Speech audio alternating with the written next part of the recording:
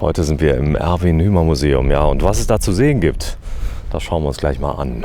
Kinder haben übrigens bis 18 Jahren freien Eintritt. Ja, und auch an die Kleinen hat man gedacht, hier ist Bellos Platz, ja, direkt ein kleiner Hundeanhänger mit sogar einer Dachluke mit drin, richtig süß gemacht.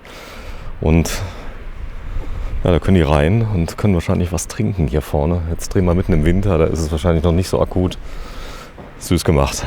Das Ganze beginnt in der ganz großen Eingangshalle. Hier stehen auch schon einige Exponate. Also richtig spannend wird es, wenn man reingeht. Es gibt auch einiges so zum Mitnehmen, Bücher und Souvenirs. Natürlich für die Kinder, die wollen ja immer ein bisschen was mitnehmen. So kleine Täschchen. Und hier stehen schon die ersten. Ein Bürocampi. Aber auch so diverse Wagen, die man ja schon kennt von früher. Der Jubilar. Das werden wir uns gleich mal ganz genau angucken. Ja, so war das vielleicht mal in den 70er Jahren mit einem Hümer.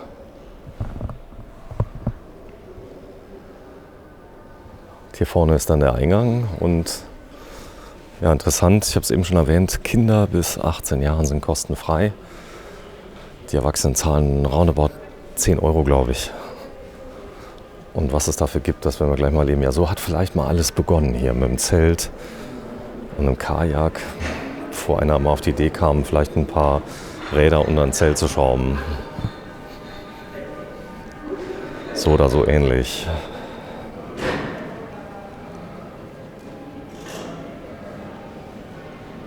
Ja, Klappen, Kurbeln, Falten, was Faltboot und Zelt mit Wohnwagen zu tun haben. In den 1930er Jahren, ja, da gab es das Ganze dann in Verbindung mit einem kleinen Automobil. Fing das Ganze an schon mit Camping und Bootsfahrten und Golfspielen. Ja, da ist er, der Erwin Hümer. Hat seinen Traum wahrgemacht, sodass die Hümer-Gruppe zu einem der größten Wohnmobil- und Wohnwagenhersteller der Welt mittlerweile zählen.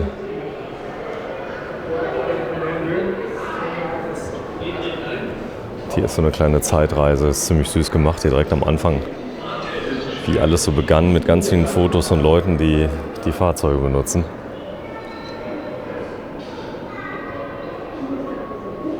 Camping.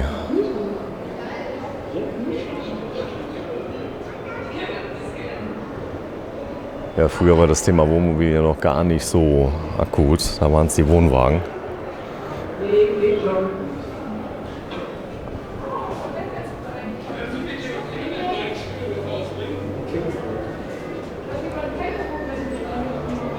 Die kleine Rundreise. Hier ein alter Campingtisch, Klapptisch.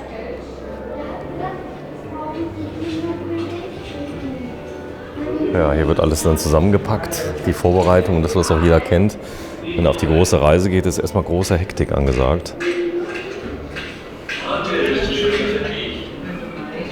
Und hier hat man dann noch etwas ältere Flüssiggasflaschen.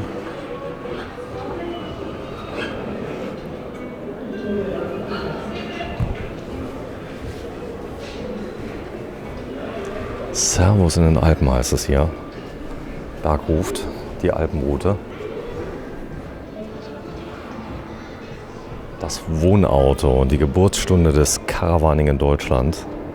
So sieht es tatsächlich aus. Und früher waren auch die Koffer, die sahen auch noch ein bisschen anders aus. Ungefähr so. Süß. Und die Skier, das war eine Skibindung. Und Skischuhe. Ja, jetzt schauen wir mal rein. Das Ganze natürlich aus Vollholz.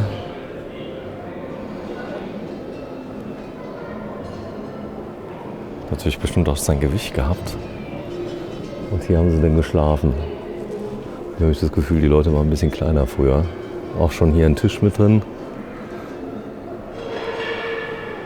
Und das Dach zum Aufklappen, wenn es heiß wurde. Eine Art Cabrio.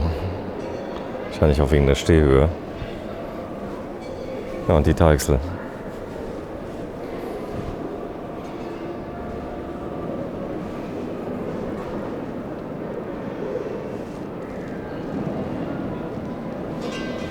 Ja, früher sind die Leute mit kleinen Autos gefahren.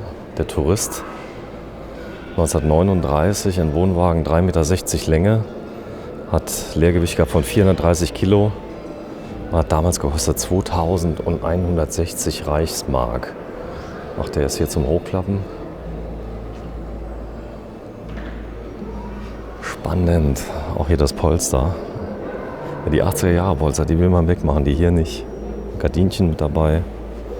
Mit einem simplen Klappmechanismus zum Hochklappen. Wir gucken mal rein. Oh, hier, guck mal hier. Der Waschtisch in der Schublade. Alles zum Aufklappen. Und die Sitzgruppe mit dabei, die man dann wahrscheinlich zum Schlafbereich umfunktionieren konnte.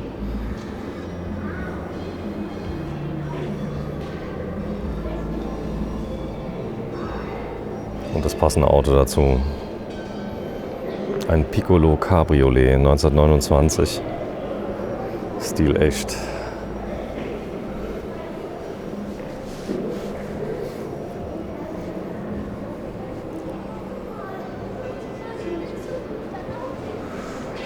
Ja, es geht weiter. Karawane S39 Sportberger von 1939 hat schon die Tropfenform wie heute. Die Reifen, das Reifenprofil, schon begeisternd. Und schon die integrierten Fenster zum Aufstellen, wobei der Mechanismus da noch ein bisschen anders war. Gucken wir mal rein. Cool. Ja, mit dem Opel 4 PS als Zugfahrzeug. Ja, eine richtige Rarität hier. Opel 4 PS heißt er. Hat aber keine 4 PS gehabt. Er hatte 20 PS. Da vorne steht's. Aus dem Jahr 1929. Ja, und wenn Sie denken, das hier ist ein Hundeanhänger in der heutigen Zeit, sind die ja so groß. Ich muss Sie eines Besseren belehren. Das ist der Sportberger G2. Ein Original aus dem Jahr 1946. Mit einem Käfer als Zugfahrzeug und natürlich der passenden Tapete drin. Ja, wie der funktioniert, weiß ich nicht, aber wahrscheinlich haben sie den mal ausgegraben. So sieht er aus.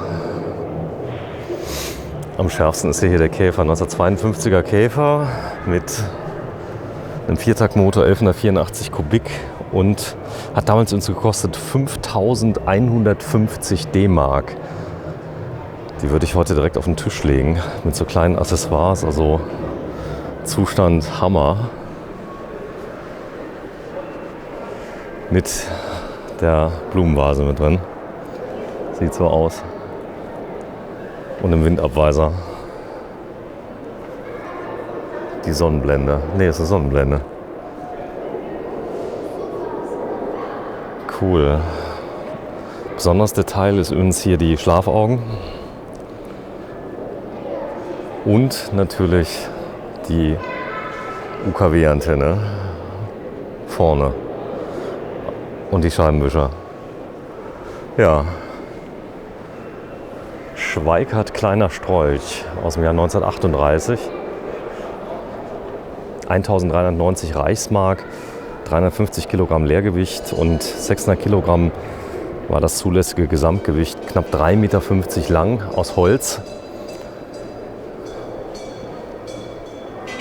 Und mit einer wahnsinnigen Innenausstattung. So sah das dann damals aus. Man konnte das dann umklappen und zum Bett. Tisch mit dabei. Beengte Verhältnisse, aber so war es halt damals. Als Zugfahrzeug natürlich passend ein Opel Kadett. Baujahr 1938 mit 98 km/h Höchstgeschwindigkeit und 23 PS. So sieht das Gespann dann im Ganzen aus. Ja, für alle, die jetzt zugeschaltet haben, wir sind in der Erwin Hümer Museumswelt. Und jetzt wird es spannend. Ja, linke Seite erstmal ein Hürth Tramp, Baujahr 1947. 4,50 Meter Länge und 1,80 Meter Höhe, nee 2,25 Meter Höhe und die Breite sind 1,80 Meter und knapp 400 Kilo Leergewicht. Wir gucken mal rein.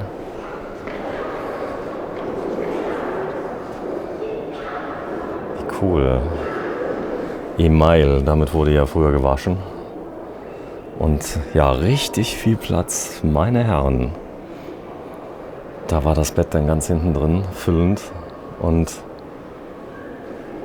ja, ob der Tisch da drin war, man weiß es nicht. Könnte sein. Sieht doch fast so aus. Und das Fach oben. Also echte Manufaktur, nicht vergleichbar mit heute. Gucken wir uns mal die Sitzbank gerade mal an. So sieht das dann aus. Die war einfach so zum Runterklappen.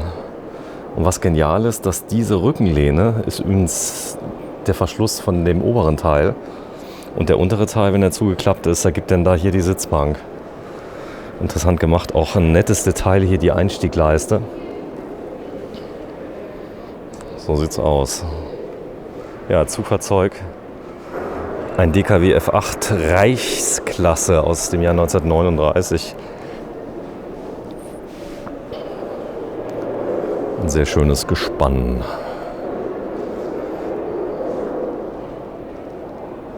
Ja, Autozigeuner. So sieht's aus.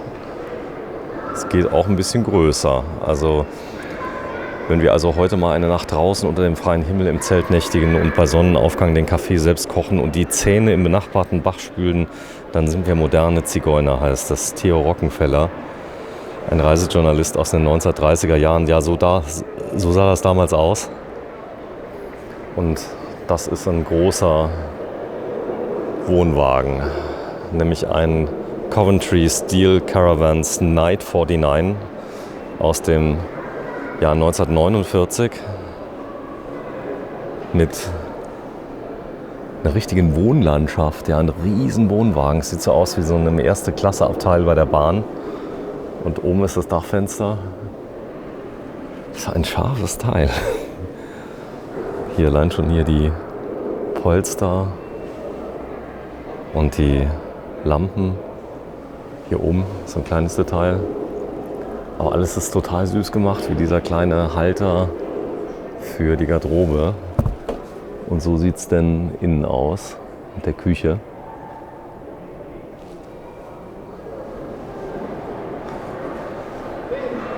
So, Gewicht hier 2 Tonnen Leergewicht. Kaufpreis war damals 2200 Pfund.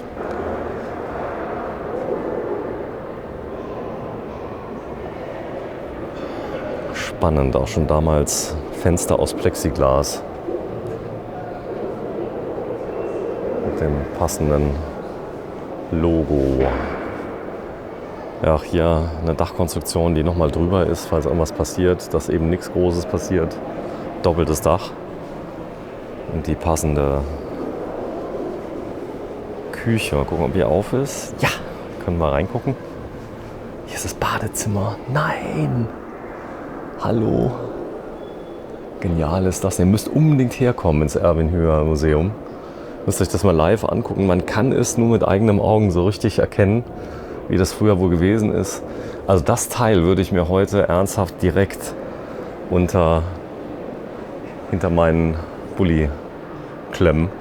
Hier ist übrigens die Pumpe. Hier ist eine Wasserpumpe mit drin, die dann hier vorne das Wasser rausgepumpt hat. Also nichts elektrisch, alles mechanisch. Und hier unten hast du dann deinen Kühlschrank, nehme ich mal an. Ja, das ist der Kühlschrank. Wie cool ist das denn? Ja, hier kann ich jetzt nur vermuten, was es ist. Es ist wahrscheinlich Wasser. Könnte auch Milch sein, aber ich tippe mal eher auf Wasser. Boah, ist der schön. Und hier ist wohl der Heizungsausgang gewesen. So, ich zeige nochmal in Gänze, auch mit dem Zugfahrzeug. Mal sehen können. Absolutes Highlight. Ja, Zugfahrzeug. Mal gucken, was das ist. Ein Mercedes-Benz.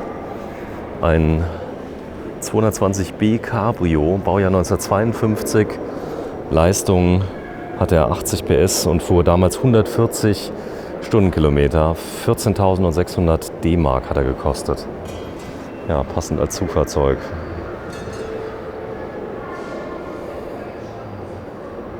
Ja, auch hier ein Motorcaravan, ein echtes Wohnmobil, dazu kommen wir gleich. Erstmal hier der Car Cruiser aus dem Jahr 1932 aus England.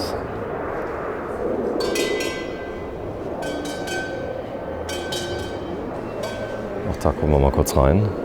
Süß hier oben die kleinen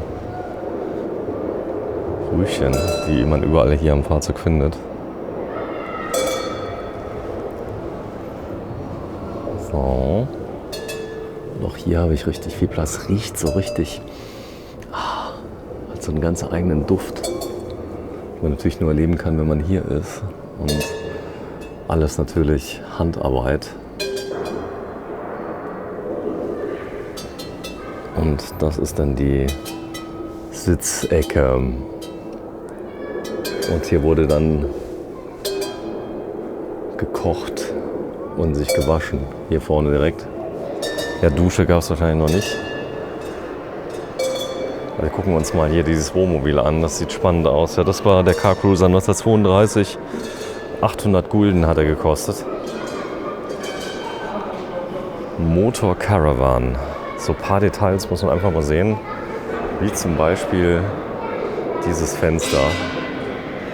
Oder diese Felge. So sieht das Fahrzeug dann von vorne aus. Und ja, 1930er Baujahr aus Großbritannien. Länge knapp 5 Meter, Breite 1,90 Meter und Höhe 2,50 Meter. Das sieht man auch direkt, ein Wohnmobil.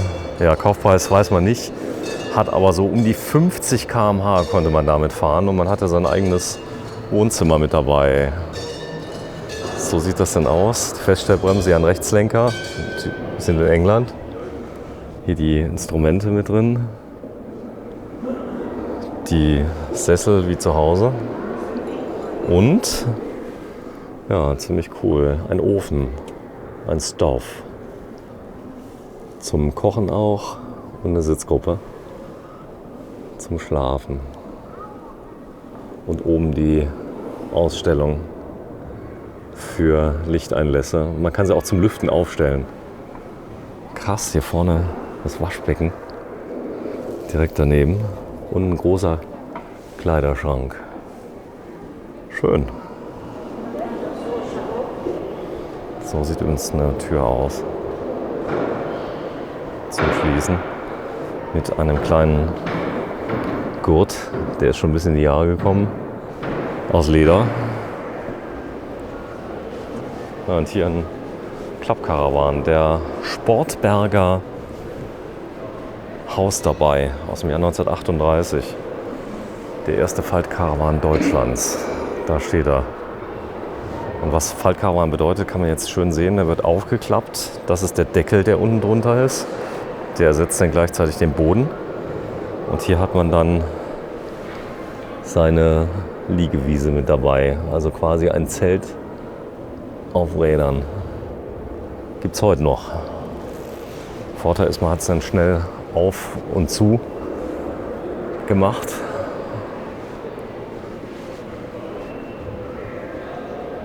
Ja, Gewicht waren 200 Kilogramm. Das konnte man dann wirklich dann mit fast jedem Fahrzeug dann ziehen. Und hat gekostet 690 Reichsmark.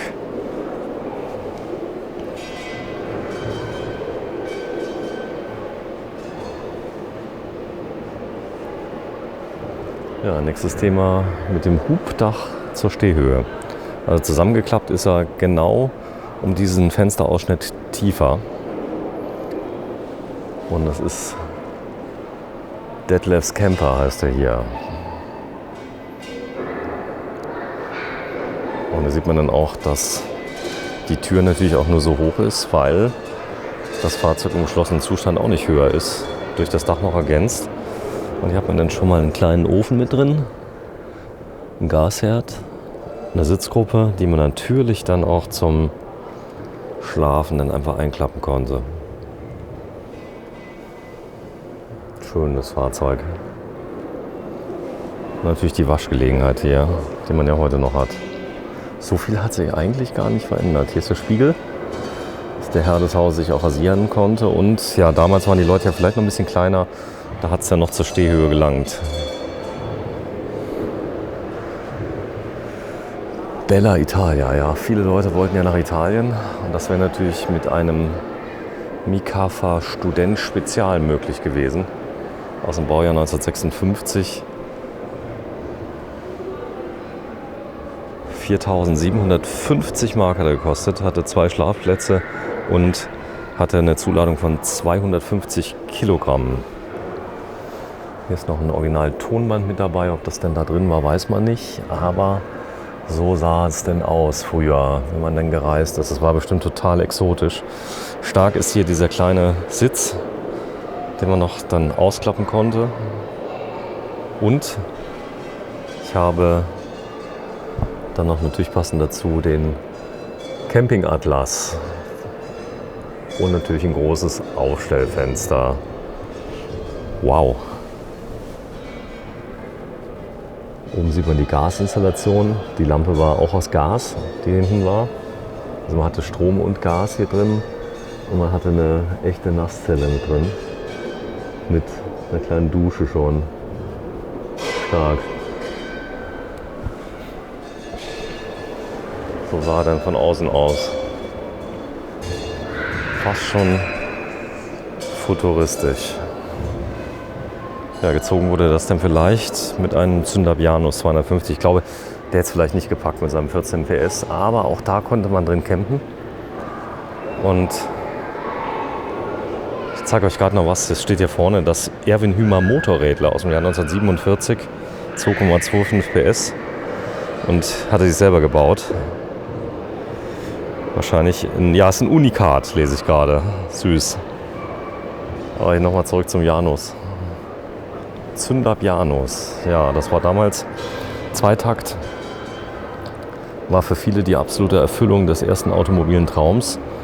Und hier konnte man dann auch liegen, praktisch drin. Und schlafen.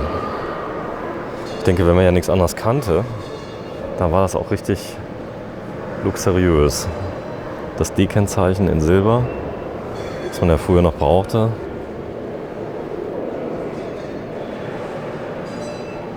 Cool. Ja, nochmal kurz zum Studenten-Spezial. Da ist er. Und dann zum Westfalia Camping 2, Baujahr 1956.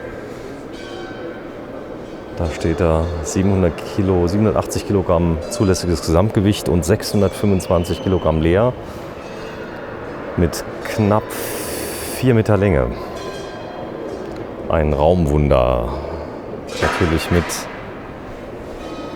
einer Kühleinheit mit drin, mit einem Gasherd mit drin, der darf natürlich auch nicht fehlen, und einer Waschgelegenheit. Eine Sitzgruppe, also alles sehr ähnlich. Schade, dass die heute nicht mehr gebaut werden. Es gibt ja so ähnliche Mobile, die so in Tropfenform ja jetzt entstehen. Aber hier kann man sich so richtig in die Zeit reinversetzen.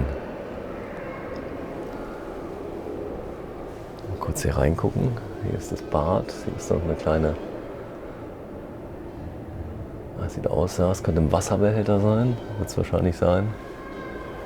Und ja, so sahen die Kleiderhaken damals aus.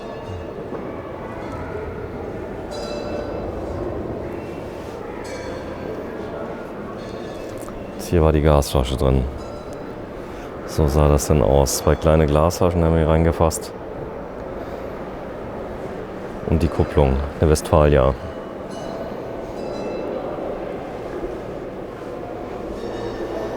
Schnuckelig. Das Ganze stand dann vielleicht mal so wie hier dann am Strand.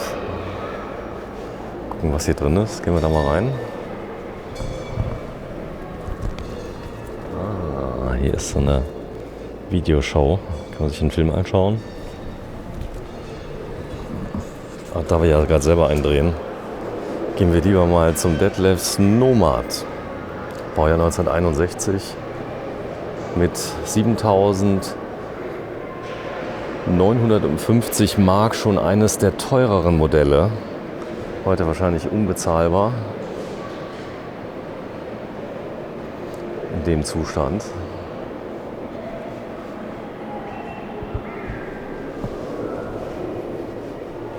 Das gleich mal von innen an. Ja, hatte eine Breite von 2 Metern, 2,30 Meter Höhe und auch hier 4,70 Meter Länge. Hängt an der Isabella, die gucken wir uns gleich mal an. Auch hier von Seppel Fricke. Propan, Butan kann man also mit beides dann betreiben. Waschgelegenheit mit drin. Eine richtige Nasszelle mit drin. Und ein sehr, sehr geräumiger, großer Wagen. Mit Holzdecke. Allein die Nasszelle, die ist schon sehr sehenswert. Noch keine Toilette mit dabei. Hier oben ist dann das Fensterchen zum Rausgucken und das ist die Tür. So sah damals eine Campingtür aus.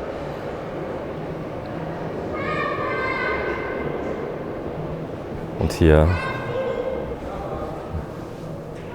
die Schränke, wie bei meiner Oma zu Hause früher. Hier konnte man schon alles zuziehen. Ja, hier ist sie, die Isabella Coupé. Das passt. Alle mit Anhängerkupplung.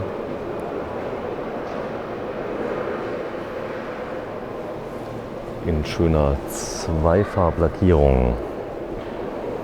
Ein Borgward Isabella Coupé aus dem Jahr 1960. Ja, im ZDF kann man sich in der Mediathek noch anschauen. Die Geschichte von Borgward, traurig aber wahr. Das war eines der gefragtesten Autos in den 60er Jahren. Hier im Erwin-Hümer-Museum.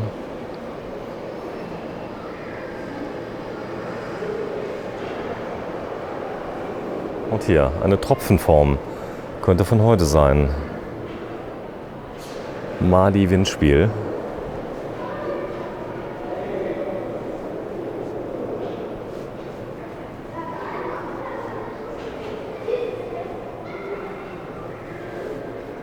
Gucken wir uns das gleich mal von innen an. Allein schon hinten sieht aus wie beim Opel Rekord Baujahr 62. Die Form windschnittig.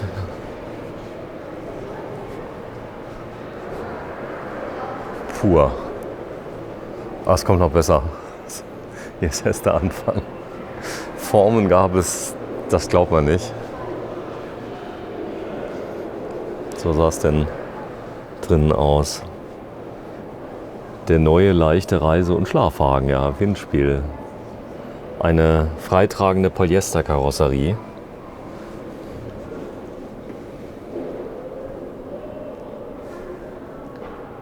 Mit natürlich einem Heizlüfter mit drin. Und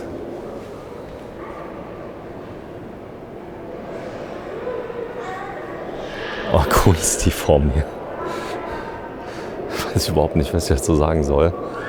Ein Sportberger Landjacht L6, Baujahr 1953. Mit 1950 Mark, eher günstig im Vergleich zum anderen, aber auch innen natürlich etwas spartanischer ausgebaut. So sieht's aus. Hatte zumindest mal 2 Schlafplätze. Also hier war Schlafen natürlich dominierend und ja, etwas weniger Komfort. Sitzbank mit drin. Hier hat man noch innen noch eine Stehhöhe gehabt und hatte dann hier die Qual der Wahl zwischen unglaublich verschiedenen Formen, die es dann gab. Ja, hier ist der Wittener Wohnwagen, den muss ich euch auch unbedingt mal zeigen. Der hat nämlich auch eine Tropfenform, aber sieht ganz anders aus. Das ist die Deichsel dazu, passend. Und so sah er dann von vorne aus. Der Wittener Wohnwagen. Ja, machen gleich einen kurzen Cut, dann gehen wir in Teil 2. Das Erwin-Hümer-Museum im Jahr 2020. Der Wittener und Leica 500 in die Höhe gekurbelt. Den konnte man nämlich einfach auseinanderkurbeln. Hatte dann einen großen Wohnwagen. So sah das dann aus. Innen. Wenn man es nicht brauchte, hat man ihn einfach runtergekurbelt. Das sah dann so aus. Der ging dann hier rein. Eine coole Konstruktion. Konnte das Wasser auch einfach nicht rein, weil es oben nochmal abgedeckt war. Durch den Überhang.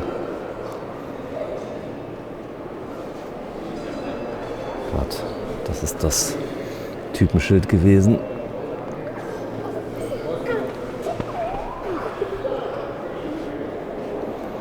So, cool. Der Piccolo 1956 kostete 1140 Mark. Und hier, ja, da muss ich ehrlich sagen, da gibt es Hundeanhänger, die sind ungefähr so groß heute. Aber ja, früher waren die Läufe vielleicht noch ein bisschen kürzer, so sah es dann drinnen aus. Schlafsack rein und geschlafen. Geht er heute in so eine manchen Kombi. Was man aber definitiv nicht konnte, war in dem Zugfahrzeug, was vorne dran ist, auch schlafen. Gewicht war Leergewicht 130 Kilogramm und 430 Kilogramm konnte man Gesamtgewicht fahren. Das heißt, man hatte eine ordentliche Zuladung und hat natürlich da alles reingepackt, was irgendwie ging. Das ist das Zugfahrzeug, ein Glas-Goggomobil TS 250, Baujahr 1958 mit 3 Meter Länge und einer sagenhaften Leistung von 14 PS. Citroën Le Bastard de Coccinelle 3, Baujahr 1954. Hier steht er. Ein echtes Wohnmobil. Ja, nach heutigen Standards wäre das, wenn man mit so einem Teil auf einem Campingplatz ist, natürlich der bahnbrechende Hingucker.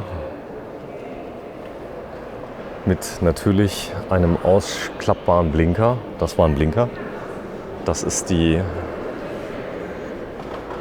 war der Rückspiegel. Und hier konnte man leider nicht das Dach wie beim Nachbarn einfach mal oben drauf machen und sich dort eine Aussichtsplattform gönnen. Ja, das hat man damals wirklich gemacht. Und mit 94 Stundenkilometer war hier der Citroën schon richtig schnell unterwegs.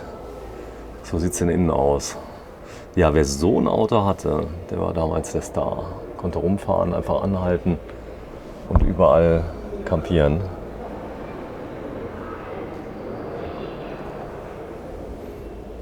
Vorne ist der Feuerlöscher. Krass. Schon gleich mit eingebaut und das war das Cockpit. Mit dem passenden Lichteinlass. Und nicht zu vergessen, der Möglichkeit, kleine Blümchen aufzuhängen. Cool, hier so zweigeteilt mit Schiebetür. Das ist die Schiebetür dazu. Und so sah das Ganze dann von hinten aus.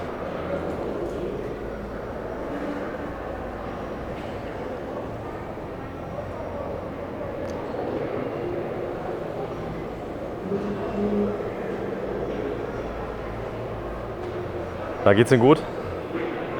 Geht's Ihnen gut? Ja. Sie machen was am Motor, oder? Ja, ich bin dabei, den auf eine kontaktlose Zündung umzurüsten. Der ist ja jedes Jahr unterwegs. Der ist noch unterwegs? Ja, der war letztes Jahr auf der Gala in Schwetzingen und der war vor 2 Jahren am Bodensee, Lindau. Und dann, wir haben immer wieder unsere Fahrten mit ihm, aber jetzt wollte ich noch mehr neue Kontakte dran und dachte ich, baust auf kontaktlose Zündung um. Schauen wir kurz über die Schultern so ein bisschen. Ach so, da vorne ist die Zündspule. Ja, waren mehr Probleme, als ich dachte. Ja, der ist bestimmt hier gut aufgehoben hier im Museum, oder? Ist, wie sagt ihr immer so schön, das ist seniorengerecht untergebracht, ja, mit richtig betreut, gepflegt und altersgerecht mit Freigang. Mit Freigang. Sehr schön. Ja, was auch toll ist, ist hier oben drauf. Es hat eine Aussichtsplattform mit drauf. Da ist ja der heutige TÜV, heute darf man ja alles nicht mehr so, aber das darf man nicht, oder? Aber aus Sicherheitsgründen, wir waren früher mit den Kindern, die waren 2-3 Mal drauf und dann auch nicht mehr. Auch nicht mehr. Nein, haben Aber es sieht auf jeden Fall cool aus. Ja, wollen Sie mich oben sehen? Nicht, dass noch was passiert. Nee. Geht's? Ich war vorhin auch oben. Ah, ja, machen Sie mal. Da war eine Spannend. Gruppe da, die war sehr... Ach so, man kommt von innen nach oben. Ja, von innen nach oben. Super. Jetzt haben Sie aber schmutzige Hände, oder? Oh. Dann wicht Sie mal ab. Ich komme mal mit. Dann... Von welcher Serie sind Sie? Wir sind vom Saarland-Fernsehen. Vom Saarland-Fernsehen. Oh, da erwischen Sie mich gerade in der übelsten... Ja, das ist aber wenigstens authentisch. Passend wie das Auto, oder? Ja, das ist ein echter V8, ja. Das ist der Barockengel drin, wenn Sie mal von außen sehen, so. Ja. Mit allen Emblemen. Stark. Ein Barockengel. Ja. Großes Kino. Und wie lange sind Sie schon im Besitz des Fahrzeuges? Seit 87. Seit 1987. Das ist meiner, ja. So, Das ist toll. Sie werden da schlecht hoch, wenn Sie... Ich komme mal von außen, guck mir das an. Ja. Ja, genau. Ich schau mal kurz, wie Sie da hochgehen. Ah ja, okay, da ist eine Treppe. Und dann ist man Der dann hat ja oben. ein Panoramadach. Das Dach, was hinten rauskommt, das rollt man hier drüber. Ah, das Wenn rollt man dann, drüber. Wenn man dann dort schläft, dann hat man wirklich den Sternenhimmel. Sternenhimmel. Und da ist er. Ich gehe mal kurz hoch. Wahnsinn. Und da haben wir oben auch auf Luftmatratzenebene zum Teil gelebt. Und das natürlich mit allen Utensilien aus den 60er, 70er Jahren. Und wie waren die Reaktionen von den Leuten, oder wenn Sie jetzt noch unterwegs sind? Mittlerweile, wenn wir die letzten Jahre unterwegs waren, man kann nicht mal auf dem Campingplatz aussteigen, nicht mal rückwärts fahren, Ja. weil ist da wirklich ein BMW drin, ist das wirklich so gebaut worden und. Super, vielen Dank. Dankeschön. Da steht er. Reisemobil Deluxe. Haben Sie mal den Besitzer kennengelernt? Per Zufall, nur heute bin ich da. Nur heute ist er da. Er hat Zufall. Er hatte eine Prämie bekommen. Schmutzige Hände. Vielen Dank. Dankeschön. Ja, ein Mikafa Reisemobil Deluxe aus dem Baujahr 1959. Wenn das gesendet wird, Ja, hätte ich ja Bescheid. ich schicke ihm was. Ich schicke es Ihnen. Auf YouTube können Sie den Link gucken. Okay? Danke. Tschüss. So, da ist er. Der Eribar Troll Prototyp 1957. So hatte man die Ideen und der war schon ganz gerade. Das heißt also, die Flächen waren also nicht so gebogen wie bei anderen. Und hier hat man das war der Kleiderschrank. Hier war die Sitzgruppe mit drin. Und auch heute schon, das kennt man noch, ja, aus einigen VW-Bullis, hatte man damals schon diese kleinen Taschen mit drin, wo man was verstauen konnte. Und ein richtiges Klo. Hier vorne kann man noch das Klopapier sehen mit Nasszelle. Stark.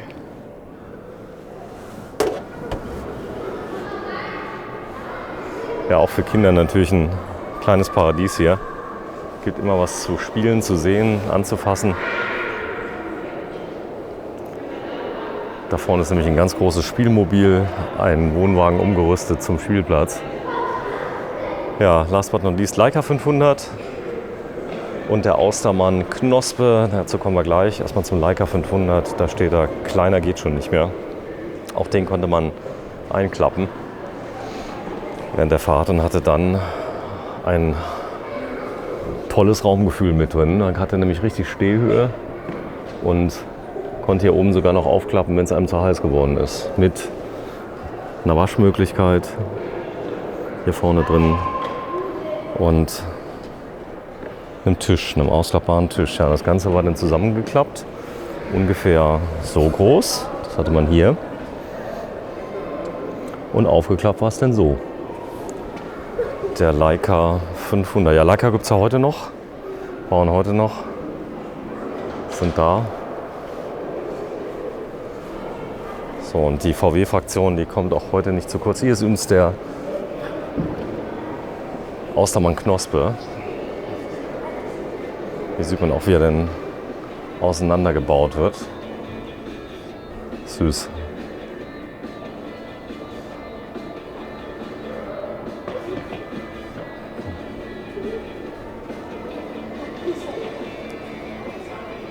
Die Schlafmöglichkeit und natürlich die Möglichkeit zum Kochen.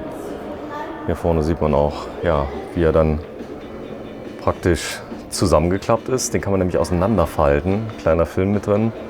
Wird einfach unten geöffnet, auseinandergezogen Und dann hat man diese Form hier. Ja, man dreht. Cool.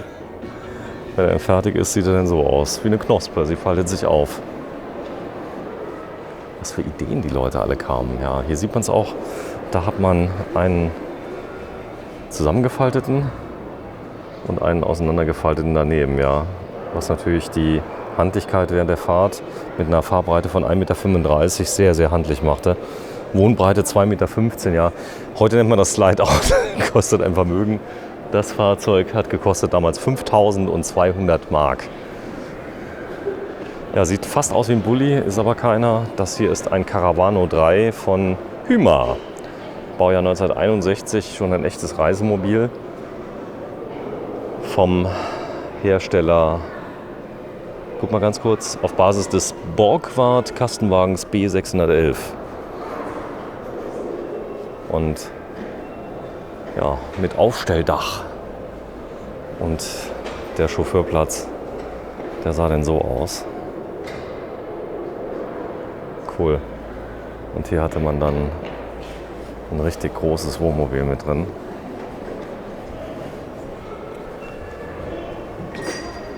Ja, hallo. So, Kinder, wenn ihr mal kurz hier reinschaut, ist es schön hier drin. Guck mal. Ihr dürft aber nicht reingehen. Dürfen wir reingehen? Nee, ihr dürft nicht reingehen. Ist das gut? Ja, da könnte man 3 Wochen überleben. Ja, 3 Wochen, aber mehr 3 Wochen könnte man überleben, aber mehr nicht. Kühlschrank mit drin. Kochstelle mit drin. Eine ganz große Arbeitsplatte mit drin. Und natürlich da, wo der Tisch ist, da wurde dann auch geschlafen. Der Caravano 3, Basis Borgward, Lieferwagen. Schwalbennest von Knaus, Baujahr 1961. Klein, aber fein. 2.750 Mark hat er gekostet. Mit 400 Kilogramm zulässiges Gesamtgewicht. Ein echtes Raumwunder. Und hier sieht man auch schon das Design ganz anders wie vorher. Viel reduzierter, viel kantiger, viel eckiger. Das waren die 60er dann. Ja, ein Jahr nachdem Knaus AG gegründet wurde, wurde dieses Produkt dann auch gefertigt. Also heute, auch heute, wenn man mit sowas rumfahren würde, wäre das natürlich der Hammer, weil sowas gibt es gar nicht mehr. Das wäre allein schon wert, ihn einfach mal auszufahren. Aber es steht hier ein Schmuckstück nach dem anderen. Hier der Puck Luxus. Schauen wir uns mal kurz an, auch mit Aufstelldach, damit die Stehhöhe natürlich erreicht wurde. Obendrauf hat man einen Faltenbalg, der da ist. Auch hier könnte man sogar noch öffnen, da war ein Reißverschluss mit drin.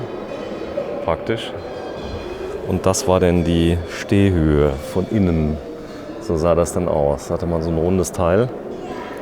Und die Polster, die Sitze, sogar mit einem schräg liegenden Polster, kann man sich dann richtig reinflanschen. Ein kleiner, süßer Wohnwagen für 3.190 Mark mit knapp 200 Kilogramm Zuladung. Ja, Kids haben ja jede Menge Spaß. Und das ist ein Hingucker. Ja, ein T1 von Volkswagen. Hier kann man noch durchgucken. Der hat auch einige Kilometer auf dem Buckel gehabt. Ein Eigenausbau im Jahr 1956 mit vielen witzigen Details. Ob denen alle so benötigt wurden. Also hier ist auf jeden Fall ein Fahrrad mit drauf. Cool. Und mit dem Bulli auf dem Hippie Trail. Heiko P. Wacker. Die Abenteuer des Herrn Schulz. Hat ein Buch geschrieben.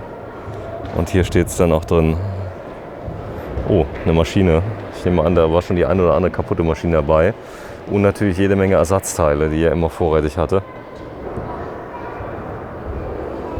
Ja, ich fahre ja selber einen T6, aber das hat damit nichts zu tun. Hier war nämlich, wie cool, das ganze Werkzeug mit dabei an der Seite. Hier steht's. Dieser Volkswagen steht unter Denkmalschutz. Das kriegt man wahrscheinlich wie so ein Wimmelbuch, alle 2 Minuten was Neues zu sehen. Hier Betriebsurlaub vom 11.10.1977 bis 30.09.78. Ein Jahr Betriebserlaub. So war er dann. Das war sein Auto.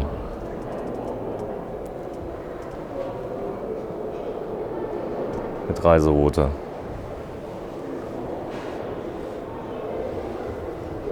Der T1 in Silberblau Metallic.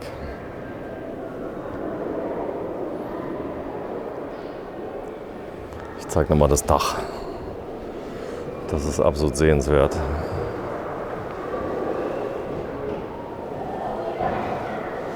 Ja, direkt neben einem Opel Rekord P1. Der zieht auch was ganz Tolles. Das werden wir gleich mal zeigen. Also ein Besuch hier im Erich-Hümer-Museum lohnt sich auf jeden Fall. Sie müssen da hingehen. Man muss das einfach mal live auch alles sehen. So die Anfänge des Camping. Und wie nämlich manche Formen immer wieder auferstehen. Der Opel Rekord, Baujahr 1959 mit 125 km/h, 6.385 Mark hat er damals gekostet. Otto Viertaktmotor, 1488 Kubik, 905 Kilo Leergewicht, das wäre heutzutage phänomenal, und 1250 Kilogramm Gesamtgewicht.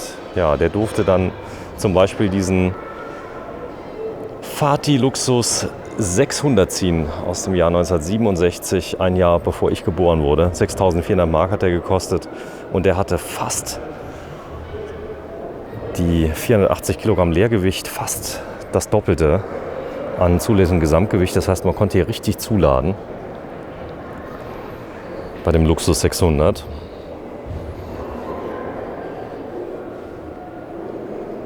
Eine Form. Ja, heute, da haben die Designer echte Schwierigkeiten, sowas zu designen. Aber damals waren sie mutig. Mit einem Panoramaausblick, wie man ihn heute wirklich noch sucht. Da ist er. Und hier vorne hat man dann die Sitzgruppe. Stilecht natürlich mit Eierbechern. Ich zeige euch mal den kleinen Kühlschrank hier. Übrigens hier auch schon damals Stockbetten. Das heißt, also hier konnte eine ganze Familie drin liegen. Hier war nämlich Platz für direkt 2 Personen übereinander. Der obere hatte dann den guten Ausblick oder je nachdem im Sommer die Sonne dann um 10 Uhr morgens. Ja, eigene Designabteilung bei Hümer. Können wir uns gleich mal einige Designobjekte angucken, aber zunächst mal ein besonderer Wohnwagen. Es war nämlich der Weishaar Eigenbau 1967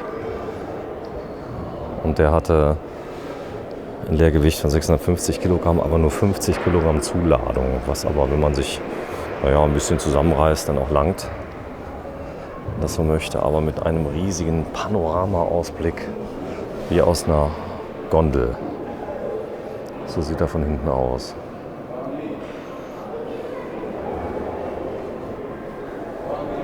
Bestimmt überhaupt alle waren hier Stars auf dem Campingplatz. Wenn man also hier mit so einem Gefährt dann da stand und hat dann sich so ein Fahrzeug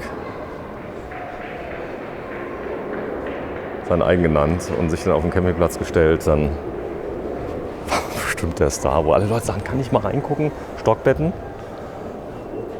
Das Ganze sogar während der Fahrt einklappbar, wie ich das sehe. Und ja klar, wenn ich es nicht benutze und hier unten habe ich dann noch ein Bett. Cool ist, ich kann es dann auch zumachen. Da habe ich dann nochmal hier oben der Schrank und die Kochstelle mit einem Waschtisch / Abwaschtisch. Hier noch ein Kippküken 1963 aus den Niederlanden, 3.575 Mark, 3 bis 4 Schlafplätze mit drin. Wie, weiß ich zwar jetzt noch nicht, aber es wird wohl gehen. Eher so 3 bis 4, eher so 2 bis 3. Klein ist er und er war auch nicht sehr lang. Er hatte 3,37 Meter. Und so war es dann, man konnte ihn hochklappen und war dann in 0, nix campingbereit. So sieht es dann von innen aus. Der Kippküken.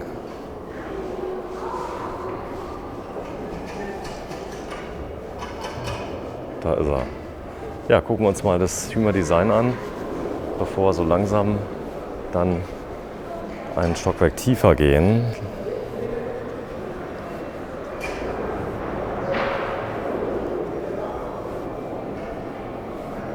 Die Designabteilung.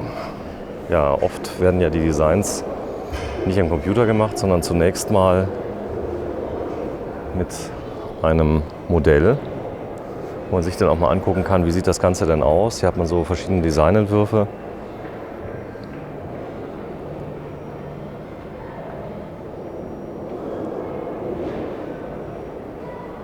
Und jede Menge Modelle. Von Mattel, Barbie, über Stoffmuster, sehr stark. Und Rückleuchten in verschiedensten Formen, Griffe, Stoffmuster in allen nur erdenklichen Farben. Auch in den Farben, die heute wahrscheinlich keiner mehr sehen will. Aber vielleicht kommen sie ja wieder.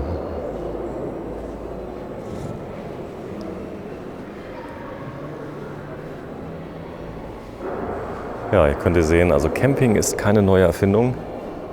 Camping gab es schon immer. Und hier ist der Klappfix, der Zeltkarawan der DDR. Ich glaube, den kennt jeder, der dort war damals. Der hier ist aus dem Baujahr 1960 und zusammengeklappt war das Ganze dann gerade mal so groß. Hier sieht man es im Verband. Da war er hinten dran. Hier ist noch ein schönes Foto aus dem Jahr, wo er dann im Einsatz war. Ja, wurde bis 1994 wurde noch gebaut, der Klappfix. Eigentlich richtig tolles Fahrzeug. So lag man denn drin.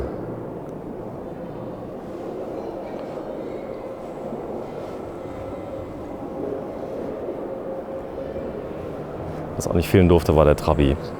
Trabant 601 Universal mit einem Dachzelt obendrauf. Das kannte nun wirklich jeder. Das war übrigens der Motor, der in dem Trabi drin war. Der VEB Sachsenring Trabant 601 Universal, Baujahr 1982 mit sagenhaften 26 PS und Dachzelt. Das war nämlich das Müller Autodachzelt hier aus dem Baujahr 1980. 1595 DDR-Mark hat es gekostet und das passte natürlich direkt auf den Trabant drauf. Und so sah es denn im Einsatz aus.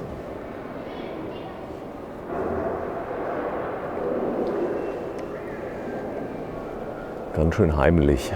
Ja, wenn es hier dann geregnet hat, es war so steil, da konnte kein Regen drauf bleiben. Und das war die Konstruktion. So wurde es dann am Auto festgemacht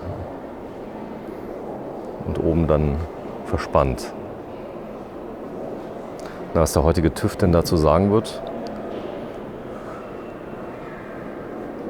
Geschichte. Ja, die Form kennt man. Nur zur Information, es gibt so eine ähnliche Form, die Tropfenform, jetzt auch heute von anderen Herstellern. Das hier ein DDR-Modell, der Würdig 301. Von Max Würdig in Bad Düben gebaut. Und ja, er war bekannt als Dübener Ei. Da gibt es auch eigene Filme drüber. Habe ich schon mal eine Doku gesehen, das Dübener Ei. Heute Vorbild für ganz viele Formen. Und früher ein Kultobjekt. Und heute sowieso das Dübener Ei.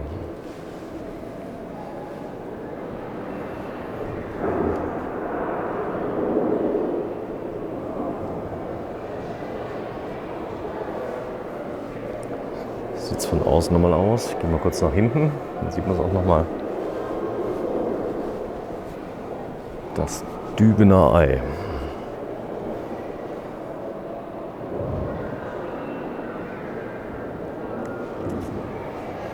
Direkt neben dem Pieper W360 aus der DDR. etwas futuristischer, so ein bisschen wie Space Invaders meets Ostblock. 1986er Baujahr und das war ein Eigenbau. Klaus Pieper hieß der Ingenieur aus Berlin. Und er hatte dann dieses kleine Wunderwerk vollbracht.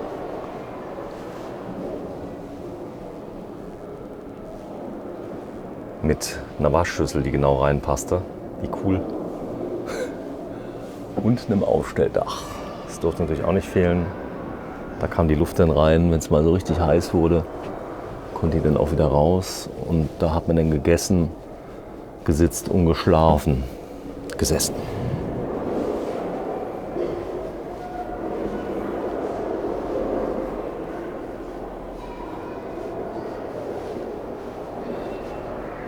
Ja, 1963 hatte die DDR aber noch ein bisschen was zu bieten, nämlich den Nageltusch Brillant vom Fahrzeugbaumeister Richard Nageltusch. Und der hat 1931 eine Karosseriewerkstatt gegründet und hat dann dieses Fahrzeug gebaut. 490 Kilo Leergewicht und 780 Kilogramm Gesamtgewicht. Hat damals gekostet 9.300 DDR-Mark. Auch hier wollen wir mal einen Blick rein gönnen.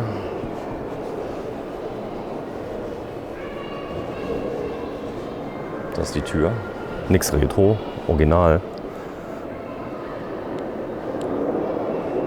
Mit Stufe. Und natürlich in der Waschmöglichkeit.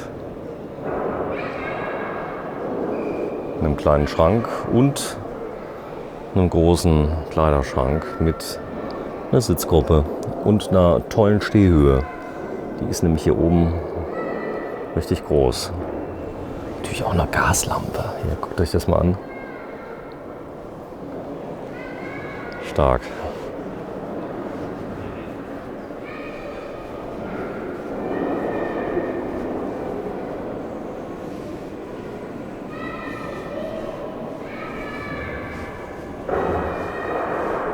So, auch hier hat man von Bogasch einen Eigenbau aus der DDR. Ein Einzelstück.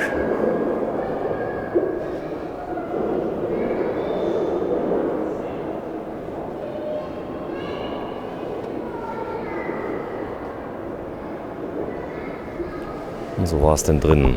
Wenn man dann drin war, von innen nach außen guckte. Natürlich auch mit Kühlschrank und Kochstelle.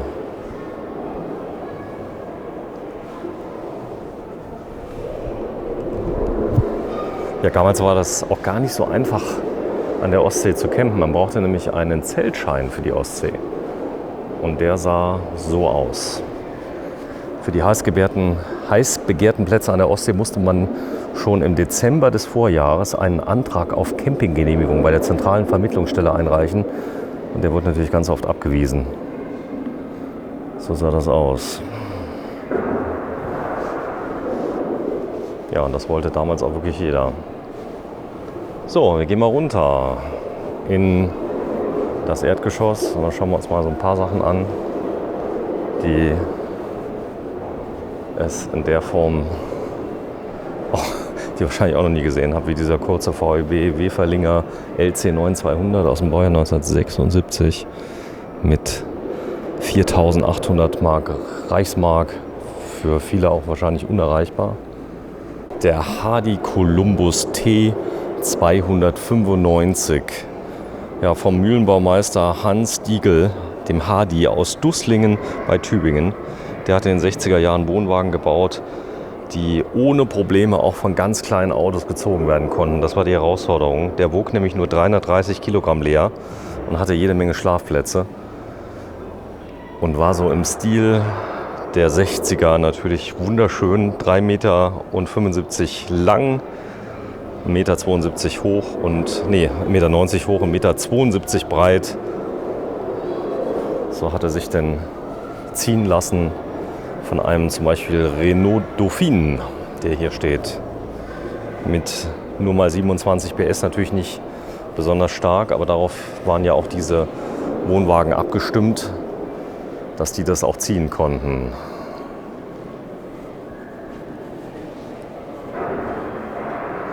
Hier geht es dann auch runter. Man kann diese Rampen dann auch gleich zum Befahren verwenden. So sieht es aus.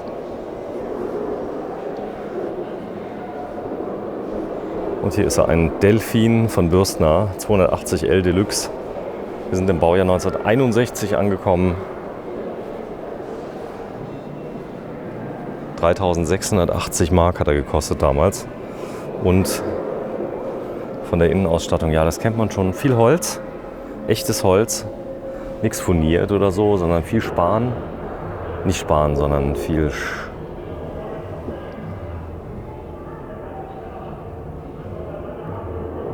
Sperrholz, so, das wollte ich sagen. Da oben nochmal die Öffnung. Alles schon ein bisschen anders. Also hier mit einer kleinen Lampe mit drin, die kenne ich noch von damals.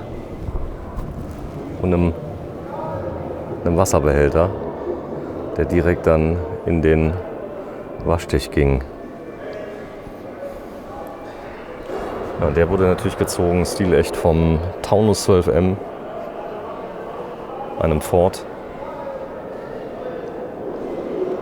Der Bürstner, ja. Der könnte heute so oder so ähnlich noch rumfahren.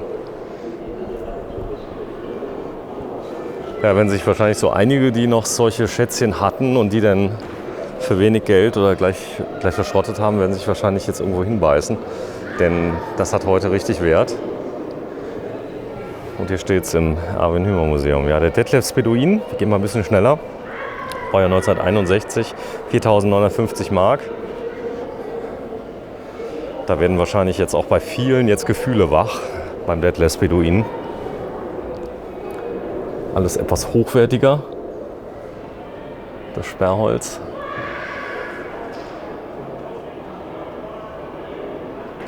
Mit Kochstelle.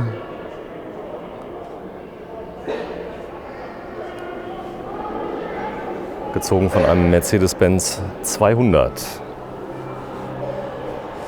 Otto Viertaktmotor mit 95 PS damals schon. Das war richtig viel Leistung. Den hat man aber auch gebraucht, je nachdem, wo man gefahren ist. Zum Beispiel am Brenner und so weiter.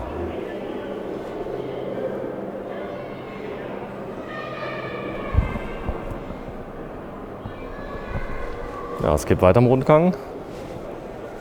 Jetzt kommen wir langsam ins Erdgeschoss runter. Zu den etwas jüngeren Fahrzeugen. Und ja, jetzt kam natürlich schon in den 80ern das Thema Wohnmobil immer mehr und mehr. Hier haben wir einen Tabat. Comtesse 325N mit Vorzelt. Ja, vorher hatte ich gar kein Vorzelt gesehen. Jetzt kommen irgendwie hier Vorzelte ran. Mit übrigens eingelassenem Schachbrett. Mit eingelassenem Schachbrett. Was hat es schon drin gehabt, ja. 1970 ist der gebaut worden. Hat damals gekostet 3.990 Euro. Und das Vorzelt, das hatte 766 Mark gekostet. Ja, so wie heute. Hat sich nicht so viel geändert. Bloß die Farben haben sich geändert. Coole Farben. Das war das Vorzelt. Und das ist der Wagen. Und ich habe es euch eben schon gesagt, das kennen wir ja noch von damals, diese Mückengitter. Das ist die Tür mit drin. Cool. Und da ist das eingelassene Schachbrett in der Wand. Nee, im Tisch. So. Das ist ja der Comtesse.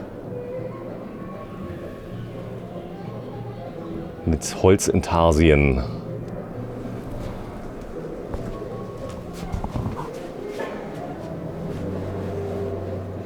Ja, 1970. Mit einer Länge von 4,40 Meter schon etwas größerer. Und ein L300, ja 1982 sind wir, mit Aufstelldach von Raimo. Das gab es damals schon für den L300. Mal kurz hinten rein, dass wir den mal sehen. So begann eigentlich der Ausbau von vielen Fahrzeugen, die dann einfach gesagt haben, okay, wir bauen uns den um. Mit Schiebetür. und Polaroid-Kamera. Orion 1, ja, könnte aus der gleichnamigen Science-Fiction-Serie sein. Ein Wohnmobil. Erzähle ich gleich mal ein bisschen was über ihn, aber erst gucken wir uns mal innen um. Denn das Ding ist schon ein Hammer.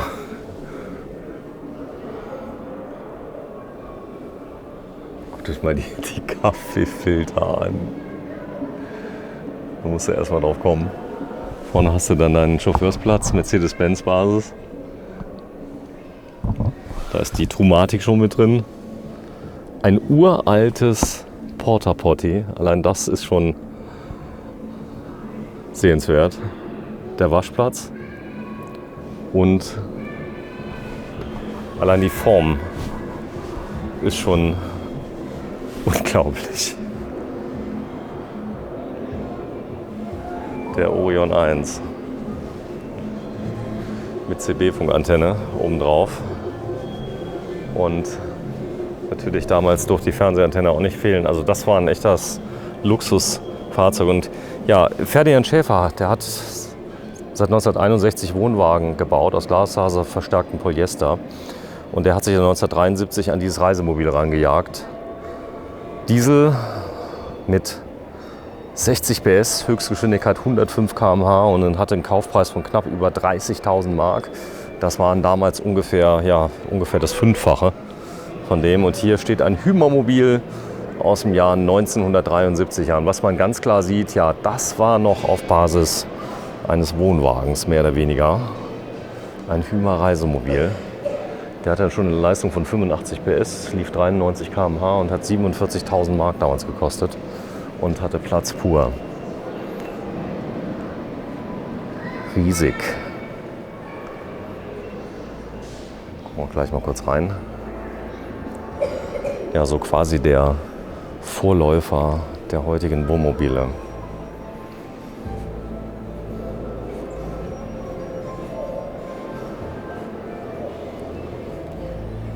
Können wir mal einen Blick reinwerfen. Das war denn Luxus pur. Das heißt, ich hatte dann alles auf einmal, konnte mich dann hinstellen, hatte meinen Wohn- und Schlafbereich mit drin, hatte eine ganz, ganz große Sitzbank, wie man sie heute noch vermisst. Und hatte dann direkt den Übergang zum Fahrerhaus. Damals noch nicht mit drehbaren Sitzen. Oder doch? Doch, ich glaube, sie sind drehbar. Das Ganze mit drin. Und einen großen Klapptisch, den man sogar mit rausnehmen konnte und in der Höhe verstellen konnte. Denn man konnte nämlich auch in der Mitte schlafen. Also ich nehme es zurück. Es sieht so ein bisschen aus wie ein Wohnwagen, aber wenn ich mir das Ganze jetzt nochmal komplett angucke, ist doch ein deutlicher Unterschied. Ja, hinten Doppelbereifung. Hier sind wir wieder bei einem Wohnwagen.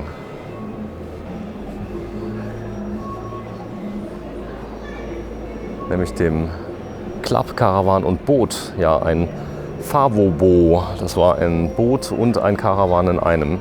Es konnte schwimmen und war auch zusammenklappbar.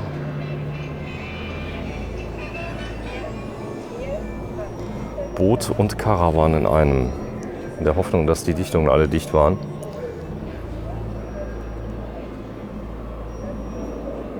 Die Kochstelle. Cool.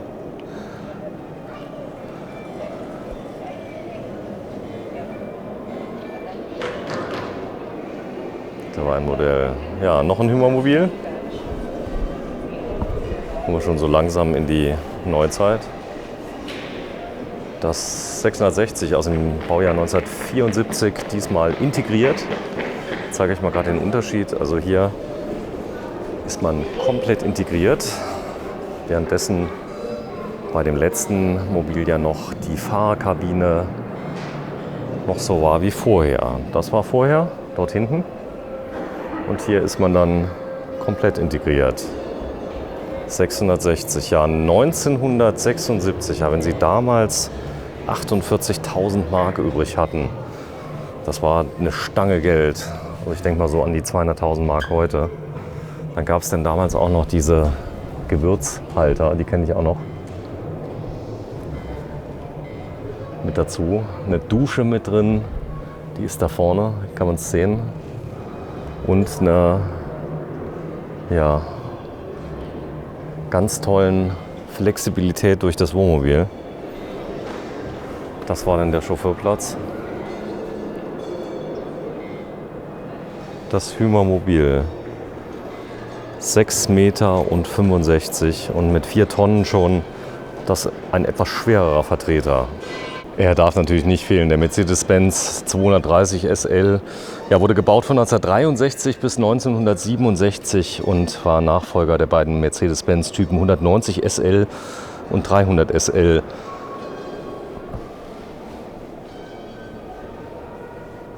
Ja, es gab da auch noch ein Hardtop-Coupé und die Leistung 150 PS hat ihn auf über 200 km/h beschleunigt. Das war für die damaligen Verhältnisse Wahnsinn, 21.700 Mark.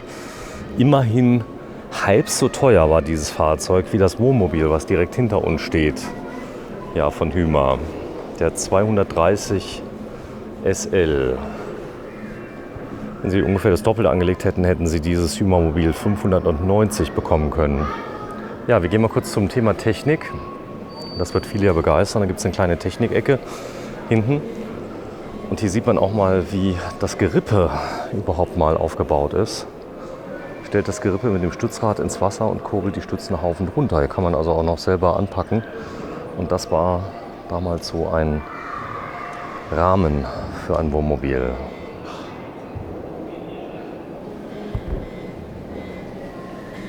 Da kann man dann selber sich mal umschauen, wie das gefertigt wurde. Hier war ein Holzklett.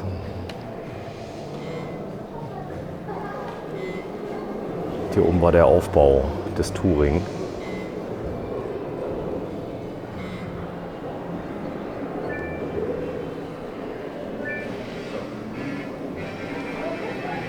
Ja, gewölbte Plexiglasscheiben, das war natürlich eine Herausforderung. Hier ist der Fati mit Plexiglasscheiben. Und hier stehen Sandwich-Teile. Ja, wie funktioniert das Ganze? Außen Aluminium, ein Kleber dazwischen, Styropor und Sperrholz. Das war der Aufbau von ganz, ganz vielen Wohnwagen.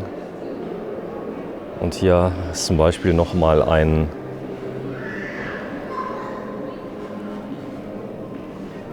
Lager gewesen für ganz viele Zeichnungen. Ja, früher wurde ja alles von Hand entworfen. Und hier sieht man dann auch die verschiedenen Modelle, Tourist und so weiter und so fort. Hier wurden sie dann abgelegt. Die Konstruktionszeichnung jeweils der Wohnwagen.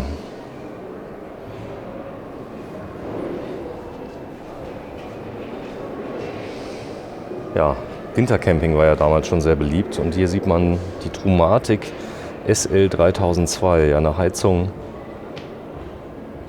die schon damals da war. Trumatic, ja, Trumatic. Mit Propan und Butan konnte sie betrieben werden von Truma.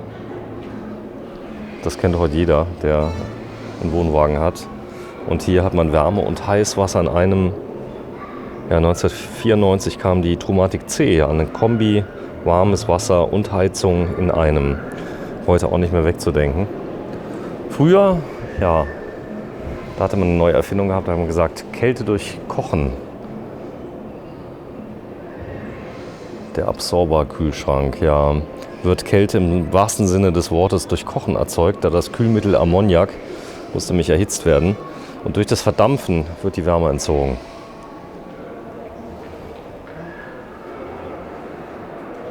Ja, was das ist, da muss ich ja jetzt mal schwer, ist ein Klo. Natürlich, es ist eine Toilette. Ich habe gedacht, es wäre eine Waschtrommel. Ich glaube, da hätte man nur einmal gewaschen.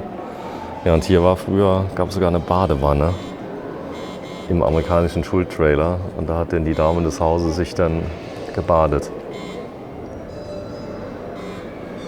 Ja, mit Gas hat man früher die Wohnwagen dann auch nicht nur beheizt, sondern auch das Licht gemacht.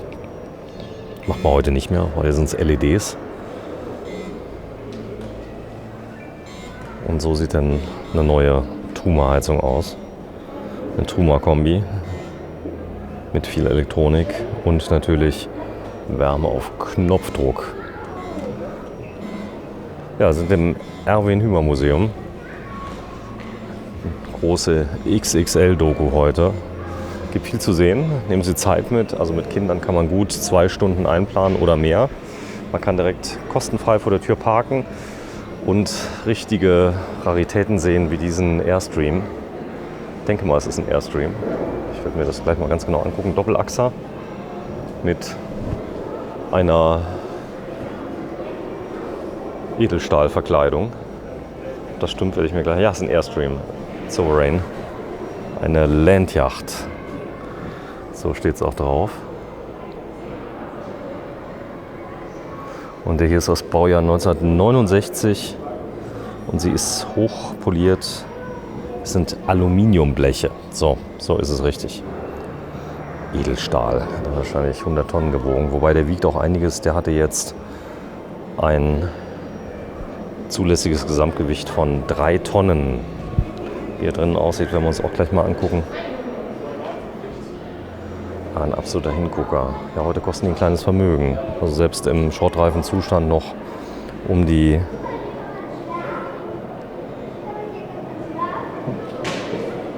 30.000, 40.000 Euro. So, ich gehe mal kurz rein. So sieht er aus von innen. Auch ein Duft wie 60er Jahre Fernsehen mit Backofen, Kühlschrank, Dometic natürlich. So muss es ja auch sein. Da ist der Kühlschrank. Klimaanlage, durfte auch nicht fehlen. Die ist hier oben drin.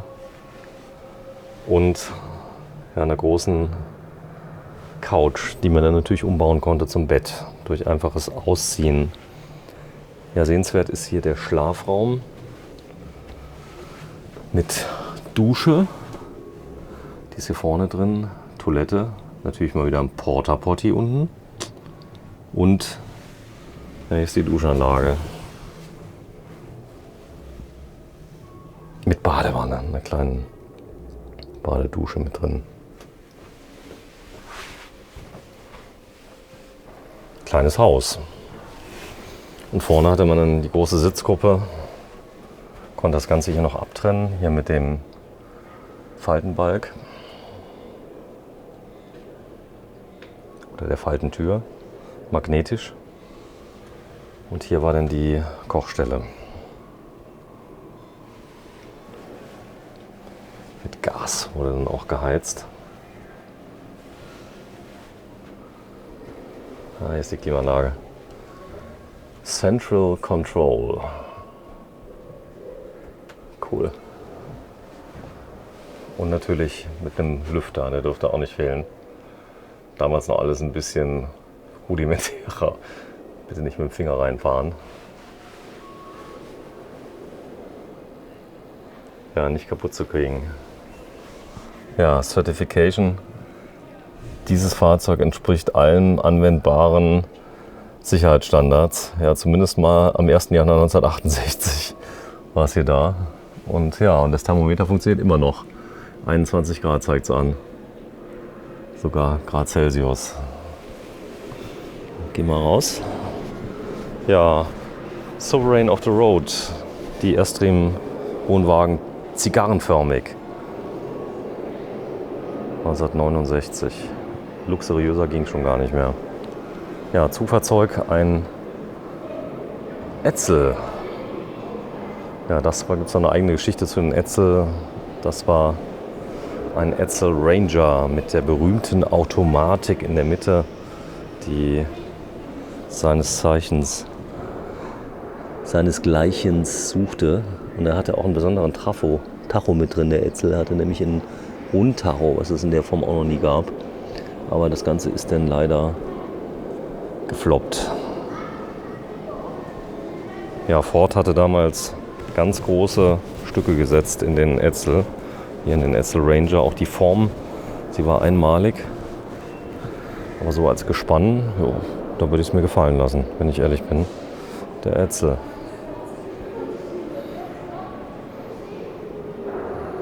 Ich glaube, die hatten damals auch schon wegen des Namens allein schon Probleme, weil irgendwie das keinem gefallen hatte. Ich finde ihn schön. Ja, hier war zumindest mal in Texas 1984, war der hier noch auf der Fahrt.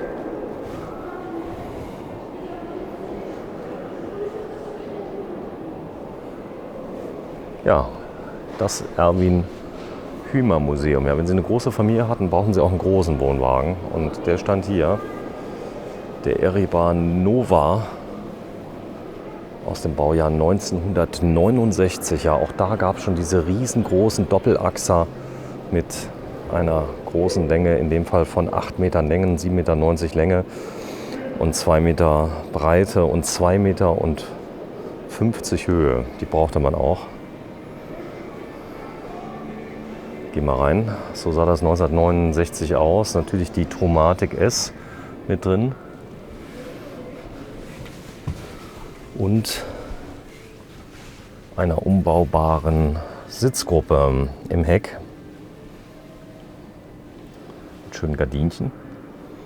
War noch nichts mit hier Fliegengitter und so. Da waren die Gardinen, waren die Fliegengitter. Hier war die Kochstelle. Hier war dann nochmals eine Sitzgruppe, die konnte man dann auch zum Bett verwandeln jeweils. Der Kühlschrank mit drin. Das Ganze konnte man hier hochklappen. So konnte man also hier aus dem Kochbereich eine große Arbeitsplatte machen. Das war die Originallampe. Bitte mal hingucken. Cool. Ein Aufstelldach. Aufstellfenster, so muss das sein. Zum Kurbeln natürlich. Das gab es auch damals schon. Großer Schrank. Und ein Heckbett. Passend dazu natürlich der Lampe. Ob die noch original ist, weiß ich nicht. Aber sie könnte dazu gepasst haben.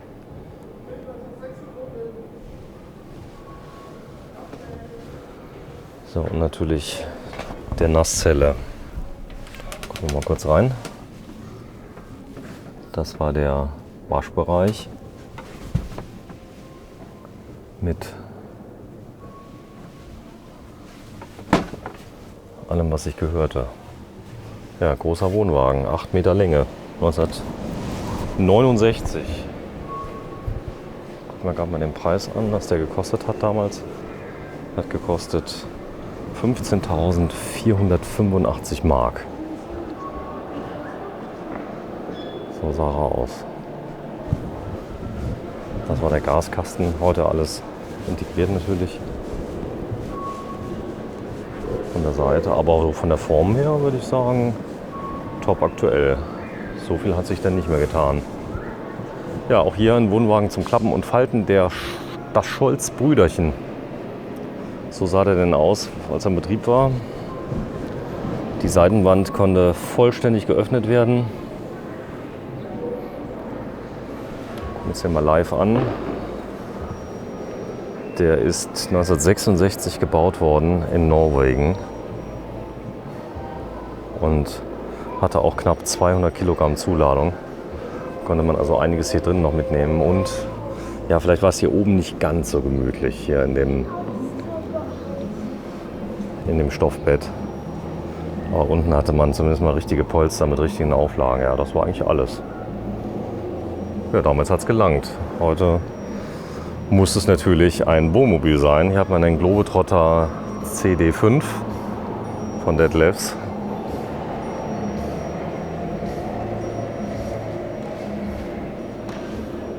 Also 1986, da sind wir, die 80er. Eine Länge von 5,71 Meter, eine Höhe von 2,60 Meter.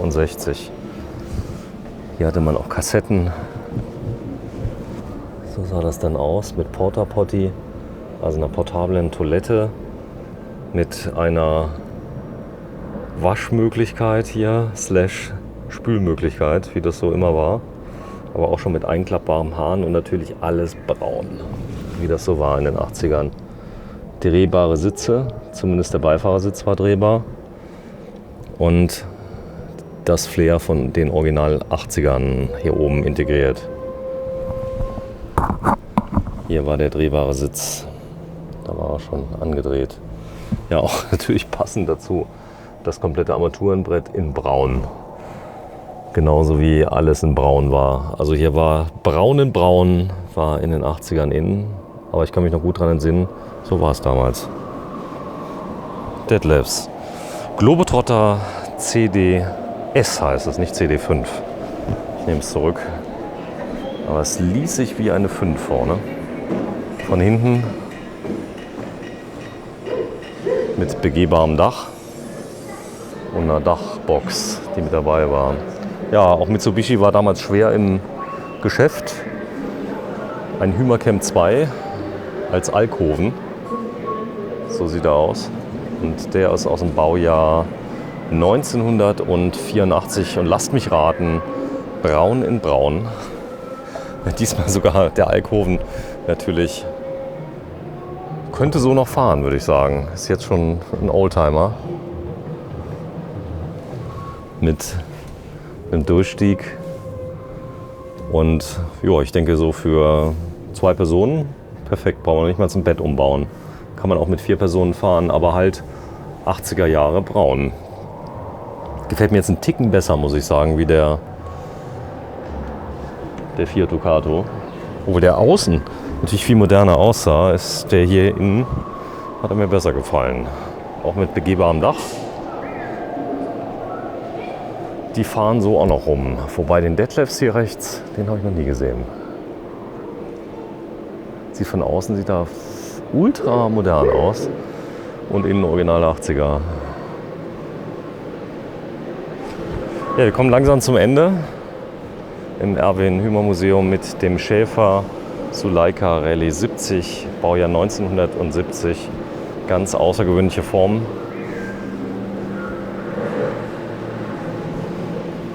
So ein bisschen so aus den 60ern. Bin ich ja mal gespannt. Der ist jetzt 2 Jahre jünger. Wie da die Inneneinrichtung aussieht. Und die sieht im Wohnwagen tatsächlich noch original 60er, 70er aus. Rot, Flower Power, rote Gardinchen. Ja, hat es jemand, entweder hat das Original gelassen oder er hat es nochmal zurückrestauriert. Mit Nasszelle und einer Sitzgruppe.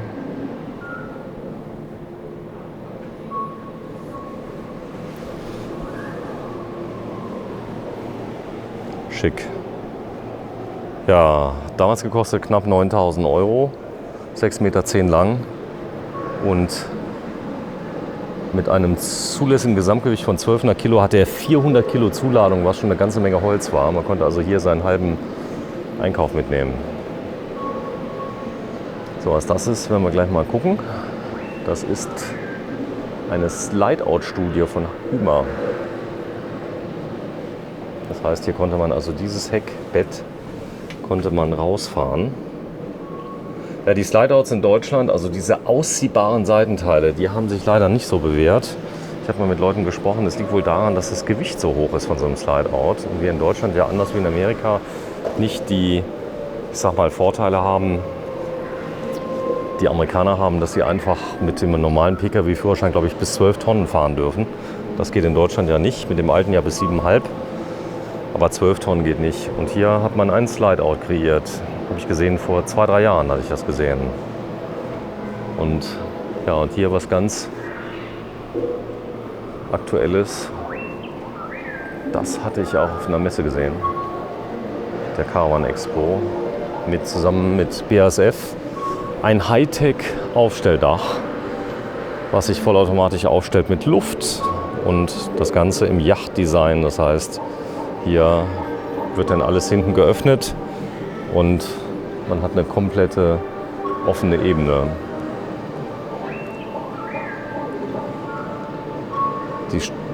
Den Stechmücken wird es Freude bringen, können sie einfach reinfliegen. Aber je nachdem, wo man ist, kann man einfach aufmachen und kann dann am See das komplett offen genießen. Gucken wir auch mal vorne rein. Ja, das Dach finde ich natürlich cool mit den Luftpolstern, die sich automatisch dann aufblasen. Und diesen Panorama, was hier mit dabei ist. Mir ist mal ordentliche Reifen drauf. So sieht's aus.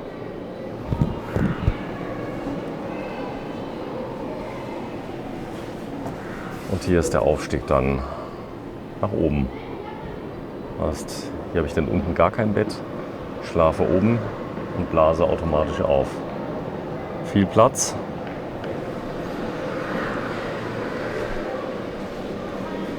Gesehen habe ich ihn noch nicht auf der Straße. Ja, Clou 570S. Ja, unsere Nachbarn aus Riegelsberg, die haben auch so einen. Sieht man immer noch nach wie vor sehr, sehr oft. 1983 Niesmann und Bischof Clou 570S. Hat damals gekostet 93.000 Mark. Das war schon fast ein Haus für damalige Verhältnisse. Basis Mercedes-Benz. Und mit dem Einstieg hinten links.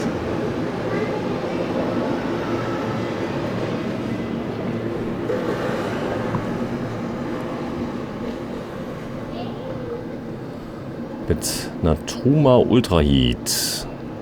Kann ich ja aus dem Wohnwagen noch. Eine Ersatzanlage mit drin und original 80er Jahre Flair, aber schon gehoben. Nasszelle, ein richtiges Luxusreisemobil.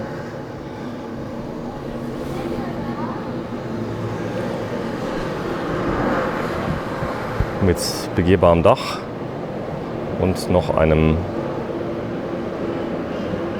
Transportschiene für zum Beispiel ein Motorroller oder ein Motorrad oder Fahrräder.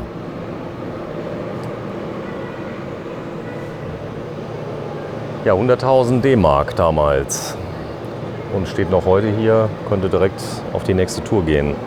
Colani hat das designt. Designer Professor Luigi Colani. Ja, dieses Wohnmobil, man glaubt es gar nicht. Früher war das bestimmt ein großer Aufreger, dieses Wohnmobil. Aber wenn ich gleich mal reinschaue, ich habe eben mal kurz reingeguckt. Das Besondere hier vorne ist natürlich mal wieder die große Plexiglasscheibe, die vorne da ist. 1993 designt. Mit den Colani-typischen Scheibenwischern, die drin sind. Kleines bisschen verkratzt ist er schon. 1994 war das letzte Mal auf der Caravan Expo. Ja, ich hoffe, dass hier kein Steinschlag reinfällt, denn ich glaube, die Scheibe dürfte ein Unikat sein. Eine Hyma Colani Designstudie.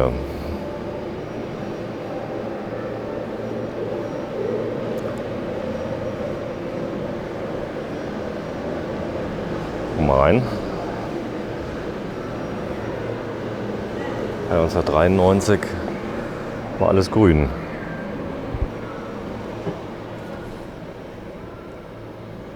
Ja, Ausblick geht ja noch. Also, so waren die 90er dann vom Innenraum. Sogar die Toilette hier, ich nehme an, es war ein Klo von Colani designt. Könnte auch eine Kühlbox sein, ich lege mich da jetzt nicht fest.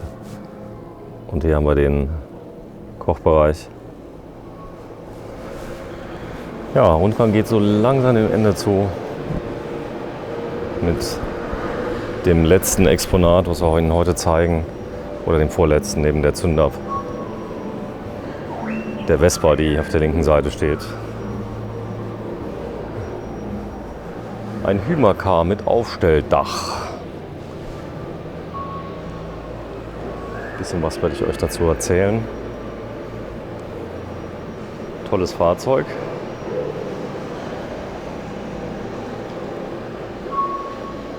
Aus dem Jahr 1982. Ein Campingbus mit einer Länge von 4,55 Meter. Das heißt, man konnte auch im Alltag problemlos den benutzen als ganz normales Fahrzeug und hatte dann einen Ford als Zugfahrzeug mit einer Trumatik damit drin und einer großen Liegewiese, die man einfach umklappen konnte. Das Ganze natürlich noch in dem 80er Jahre Braun. Besondere Beachtung findet der braune Teppich und, wie sollte es anders sein, eine braune Innenausstattung in der Tür. Außen silber, innen braun. Ja, der Bedford Blitz war vorher das Basisfahrzeug. Durch den aktuellen Ford, den Transit, so sah er aus. Mit Aufstelldach. Ja, das ist das Erwin-Hümer-Museum im Jahr 2020. Wenn Sie Lust haben, kommen Sie hierher. Einfach googeln Erwin-Hümer-Museum und ja, verbringen Sie nette 1-2 Stunden mit Ihren Kindern. Die haben auf jeden Fall viel Spaß hier.